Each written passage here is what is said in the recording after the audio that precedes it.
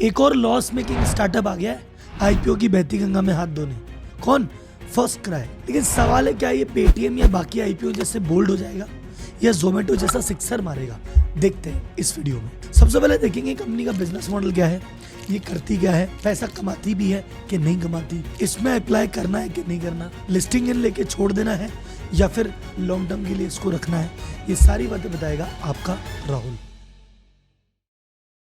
First cry चालू हुई थी 2010 में। इसने काम चालू किया था मदर, जो नई नई मदर बनी है, जो छोटे बच्चे हैं पैदा होने से लेके 6 साल तक के, इन सभी बच्चों के सभी प्रोडक्ट बेचने का काम चालू किया था। तो उन बच्चों को चाहे पाउडर लगाना हो, चाहे क्रीम लगानी हो, चाहे तेल हो, चाहे डायपर हो, चाहे खिलौने हो, कपड़े हो या जूते, सारे काम करती थी फर्स्ट क्राई। काम चालू किया था उस समय ये दूसरी कंपनियों के प्रोडक्ट बेचती थी, एक तरह का मार्केट प्लेस था और सारा काम ऑनलाइन ही होता था। जैसे पाउडर बेचा तो हिमालय का बेच दिया, जॉनसन बेबी ऑयल का तेल बेच दिया, हगीज का डायपर बेच दिया, ऐसे दूसरी कंपनियों के प्रोडक्ट बेचती थी अपने प्लेटफॉर्म पे। ऑनलाइन प्लेटफॉर्म था, काम बढ़िया चल रहा था। तो पहले ऑनलाइन बेचते थे, बेबी केयर के प्रोडक्ट बेचते थे दूसरे के। फिर उन्होंने सोचा कि हम खुद का प्रोडक्ट भी बना के बेचेंगे, तो बेबी हग नाम से खुद का एक ब्रांड निकाला। अब आपको बेबी हग का डायपर भी मिल जाता है, बेबी हग के कपड़े भी मिल जाते हैं, बेबी हग बाकी चीजें और भी निकाल रहा है, ये इन्हीं का पर्सनल ब्रांड है। ऐसे ही शूज में एक ब्रांड निकाला क्यूट वॉक, और 2-3 ब्रांड उन्होंने खुद के और निकाल दिए और बहुत सारे और निकालने वाले हैं। तो आज की डेट में अगर देखा जाए तो इनकी वेबसाइट पे ऑनलाइन चाहे नेशनल ब्रांड है, चाहे इंटरनेशनल ब्रांड है, चाहे खुद का ब्रांड है, ऐसे टोटल मिला के 7500 से ज़्यादा ब्रांड बिकते हैं और इनके 16 लाख से ज़्यादा प्रोडक्ट ये ऑनलाइन बेच रहे हैं। पहले 0 से 6 साल तक के बच्चे के प्रोडक्ट बेचते थे, अब 6 से 12 साल की कैटेगरी को भी ऐड कर लिया, तो अब 0 से 12 साल के बच्चों के सब आइटम फर्स्ट क्राई में मिलते हैं। ये सारा काम चल रहा था ऑनलाइन। फिर उन्होंने कहा ऑनलाइन से काम नहीं चलेगा, थोड़ा ऑफलाइन बिजनेस देनी पड़ेगी, तो इन्होंने टोटल धीरे धीरे करके अपने ऑफलाइन स्टोर खोलने चालू किए। आज की डेट में इनके 1063 स्टोर ऑफलाइन भी खुले हुए हैं, जो कि 28 राज्यों और 5 यूनियन टेरिटरी में है। ये जो 1063 स्टोर खोले, इनमें से 680 स्टोर फोफो मॉडल में है, मतलब फ्रेंचाइजी ओन्ड फ्रेंचाइजी ऑपरेटेड। किसी व्यक्ति ने इनकी फ्रेंचाइजी ली, ये उसको माल देते हैं, स्टोर को वही चलाता है, और बाकी जो स्टोर है वो सब कोको है, यानी कंपनी ने बनाए हैं, कंपनी ही चलाती है। कंट्री में इतना बड़ा नेटवर्क सेट करके ये गए इंटरनेशनली। ये इंटरनेशनली यूएई में और सऊदी अरेबिया में इनके प्रोडक्ट बिकते हैं, ऑनलाइन भी बिकते हैं, और 12 स्टोर भी डाले हैं। इंडिया के मदर और बेबी केयर प्रोडक्ट में मल्टी चैनल पे, मल्टी ब्रांड में सबसे बड़ी चेन फर्स्ट क्राई है। अब देखते हैं यार कमाती है कि नहीं कमाती, या इसमें स्ट्रेंथ और वीकनेस क्या है। पर उससे पहले देख लेते हैं ये हमसे चाह रही क्या है, आईपीओ कितने का ला रही है, कब ला रही है, डिटेल में सुनो। तो सर जी आईपीओ खुल रहा है 6 अगस्त को, आईपीओ बंद हो जाएगा 8 अगस्त को। 440 से लेके 465 तक के बैंड प्राइस में है। अब अप्लाई करो तो 465 ही डालना। टोटल आईपीओ है 4194 करोड़ रुपए का। इसमें जो फ्रेश इशू है 1666 करोड़ का है, जो पैसा कंपनी की ग्रोथ में लगेगा, और 2527 करोड़ का ओएफएस है, ऑफर फॉर सेल, यानी जो पुराने इन्वेस्टर थे और जो फाउंडर थे वो ये पैसा घर लेके जाएंगे। अब ये पैसे का करेंगे क्या साहब? तो इन्होंने कहा भैया हमारी ऑफलाइन और ऑनलाइन प्रेजेंस को बढ़ाएंगे, यानी अगले आने वाले 3 साल में 350 तो फिजिकल स्टोर खोलेंगे। हमारे 82 वेयर हाउसेज हैं, उनकी संख्या को बढ़ाएंगे। हमारा जो मिडिल ईस्ट में ऑपरेशन है, जो यूएई में, सऊदी अरेबिया में, इसको भी एक्सपेंड करेंगे साहब। टेक्नोलॉजी में इन्वेस्ट करेंगे, सेल्स एंड ऑपरेशन में इन्वेस्ट करेंगे, और बाकी जनरल कॉर्पोरेट पर्पस के लिए। और कुछ कंपनियां खरीदने का प्लान है, वो भी डिसाइड नहीं किया कौन सी खरीदेंगे, उसके लिए थोड़ा सा फंड बचा के रखेंगे। ये तो आईपीओ ले आए, ये तो पैसा मांग रहे हैं, पर अपन को देना है कि नहीं देना, अपन 3 बातें देख के डिसाइड करेंगे। पहला इनकी फाइनेंशियल स्टेटमेंट देखते हैं, फिर अपन देखेंगे इनकी स्ट्रेंथ, फिर देखेंगे इनकी वीकनेस, फिर सोचेंगे डालना है कि नहीं डालना। चलें आगे। तो सबसे पहले आते हैं फाइनेंस पे। सबसे पहले क्या चीज़ देखनी, सेल। तो सेल तो भाई साहब 3 साल में बढ़ रही है, ये तो है पॉजिटिव बात। 2021 में सेल थी 2516 करोड़ की, अगले साल बढ़ा के कर दी 5731 करोड़, यानी डबल से भी ज़्यादा। इस साल है 6575 करोड़, यानी 10-15% का जंप है, डिसेंट जंप है साहब। तो सेल तो बढ़ रही है। अब क्योंकि स्टार्टअप है तो इसमें तो लॉस भी बढ़ता है, प्रॉफिट तो कहाँ बढ़ता है। तो उसमें पहले साल 78 करोड़ का लॉस था, दूसरे साल लॉस बढ़ा के 486 करोड़ का लॉस हो गया। लास्ट ईयर लॉस थोड़ा कम हो गया था, 321 करोड़ का। तो अगर परसेंटेज मार्जिन की बात करें तो 23 से 24 की तुलना में लॉस थोड़ा कम तो हुआ है। बात करें असेट की, 2021 में थी 6197 करोड़ की असेट, वो बढ़ के हो गई 7119 करोड़, यानी लगभग 1000 करोड़ की असेट बढ़ी एक साल में। Good point. फिर इस साल अब हो गई है 7510 करोड़, यानी लगभग 400 करोड़ रुपए की असेट और बढ़ी है।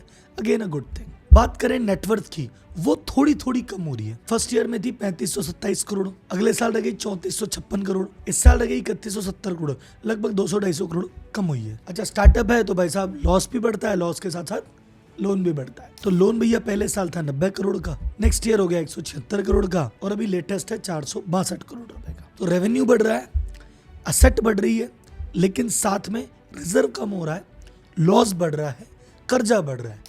अब इसमें इन्वेस्ट करना है कि नहीं करना, स्ट्रेंथ और वीकनेस के बाद फाइनल समरी दे देंगे। लेकिन भाई साहब कल को बंदा कहते हैं सर जी हमें तो इन्वेस्ट करना है, लेकिन हमारे पास तो डीमेट अकाउंट ही नहीं है, तो टेंशन काहे को लेना। मैं आपको इस वीडियो के डिस्क्रिप्शन में एक लिंक दे रहा हूँ, आप उस लिंक पे क्लिक करके अपना डीमेट अकाउंट खुलवा सकते हैं।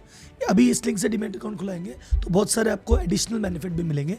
तो भाई साहब अगर अभी आईपीओ में अप्लाई करने का मन है, इस आईपीओ में लगाना है या किसी और आईपीओ में लगाना है, अभी तो आईपीओ की बाढ़ आ रही है, और आईपीओ में सही आईपीओ लग गया ना तो चांदी चांदी और सोना ही सोना हो जाता है। तो अगर डीमेट अकाउंट नहीं है तो खुलवा लो। और आप सोचते हो सर जी एक है, अप्लाई करते हैं, मिलता तो है ही नहीं। तो सर जी वाइफ के नाम से, बच्चे के नाम से, भाई के नाम से, भाभी के नाम से 5-6 अकाउंट खोल के अप्लाई करोगे ना, तब जाके एक में मिलेगा।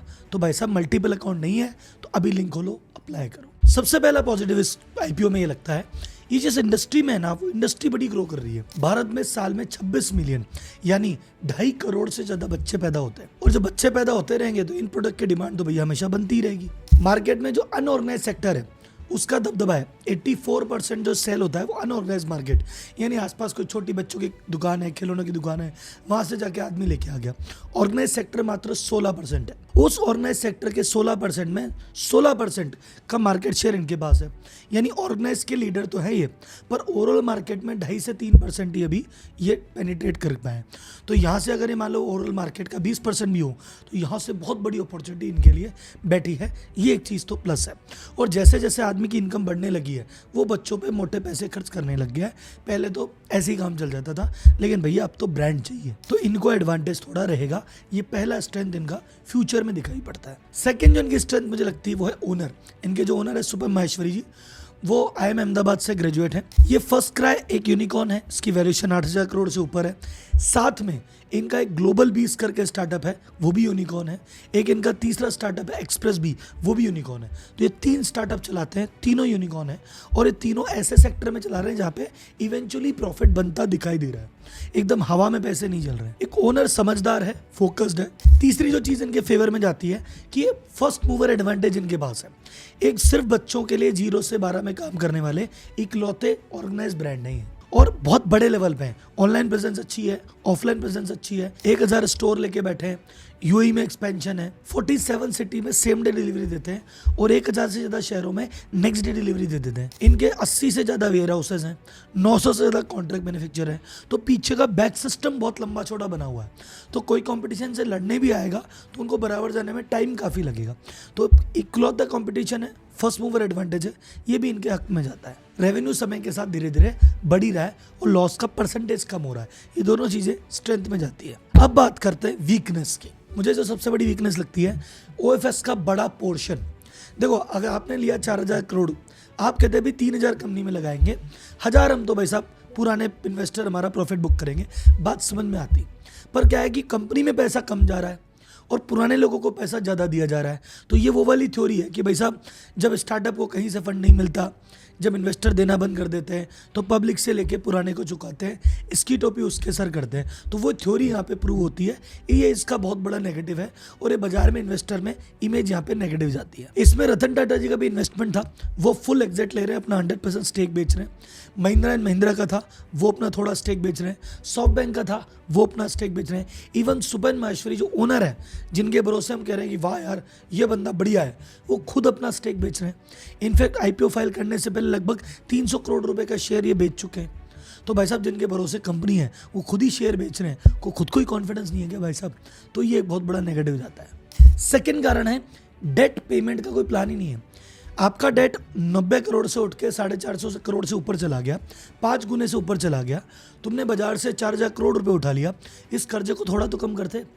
400 करोड़ रुपए भाई साहब सामने वालों को थोड़ा कम दे देते, ये कर्जा तो साफ कर दे। ये कर्जा साफ करता तो ब्याज बचता, थोड़ा प्रॉफिट बढ़ता, पर प्रॉफिट से तो अपने को मतलब ही नहीं है। माना कर्जा छोटा सा है, लेकिन चुका देते तो क्या जाता। तो कर्जा आपने नहीं चुकाया, मुझे इंटेंशन थोड़ी ठीक नहीं लगती, ये मुझे सेकंड नेगेटिव लगता है। तीसरी चीज़ है भाई साहब, इस कंपनी में बहुत ग्रोथ पोटेंशियल दिखता है, बंदा अच्छा है, सेक्टर अच्छा है, लेकिन क्या प्रॉफिट नहीं है ना। प्रॉफिट बातों में है, लॉस खातों में है, और मारवाड़ी को ये हजम नहीं होता। इसलिए मेरा तीसरा नेगेटिव है कि यह लॉस वाली बात है, इसलिए थोड़ा सा दूर से प्रणाम करते हैं। चौथा जो नेगेटिव पॉइंट मुझे लग रहा है वो है हाई वैल्यूएशन।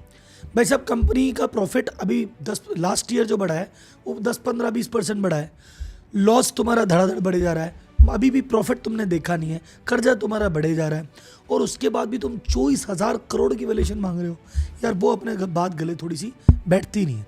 चलो शेयर थोड़ा सा सस्ता मिल जाता, वैल्यूएशन थोड़ी ठीक मिल जाती, फिर भी सोचते, पर इसने भी मेरे हाथ थोड़े से रोक लिए। तो फाइनल आते हैं भाई साहब समरी एंड कंक्लूजन पे कि राहुल जी बताओ क्या करें क्या ना करें।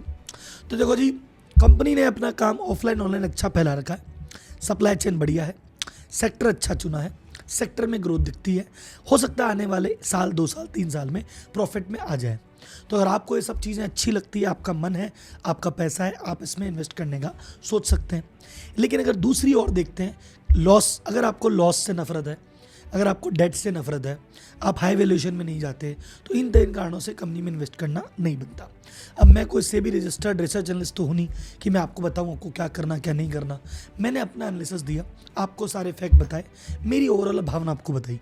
फाइनल डिसीजन आपको लेना है, क्योंकि आपका पैसा है।